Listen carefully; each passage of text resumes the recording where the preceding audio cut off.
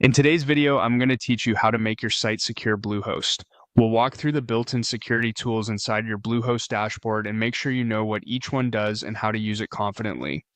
Start by signing into your Bluehost account so you're on the main home screen. From the home area, head to My Account. This takes you to the central dashboard where you manage everything related to your hosting. Next, open the Websites section. You'll see a list of the sites connected to your plan. Choose the site you want to protect and click Manage to open its settings. Once you're in, look for the Security tab and open it. This page is your command center for protection features. At the top, review the status area. Here you'll typically see indicators for things like your SSL certificate and basic malware checks. You want to see confirmations that encryption is active and that scans are running without issues. If anything looks paused or shows a warning, give the page a moment to refresh after changes. And if a notice persists, plan to contact support so nothing critical is left unresolved. Scroll to SiteLock. SiteLock is a security service that scans your site for malware and vulnerabilities, and on certain plans can automatically address common problems. Open its settings to verify that daily scans are enabled and that notifications are turned on so you'll be alerted if anything suspicious appears. If a feature is listed but not active on your plan, you'll still see it here for awareness.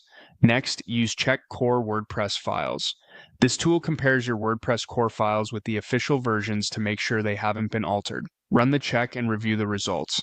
If the tool flags differences, follow the prompts it provides or reach out to support before making major changes, especially if you're not certain whether a file was intentionally customized by a developer.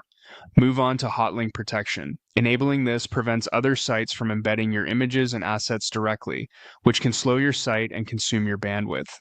Turn it on and make sure your own domain and any trusted services you use remain allowed so your images continue to load everywhere you expect.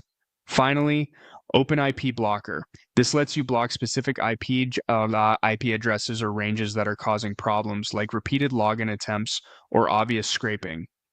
Add only addresses you're confident about and be careful not to block your own network, especially if your internet provider assigns changing IPs.